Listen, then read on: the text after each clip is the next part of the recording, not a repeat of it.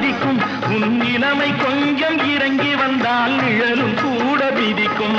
மதியாதார் தலைவாசல் மிதிக்காதே என்று மானமுள்ள மனிதனுக்கு அவ்வை சொன்னது அது அவ்வை சொன்னது அதில் அர்த்தம் உள்ளது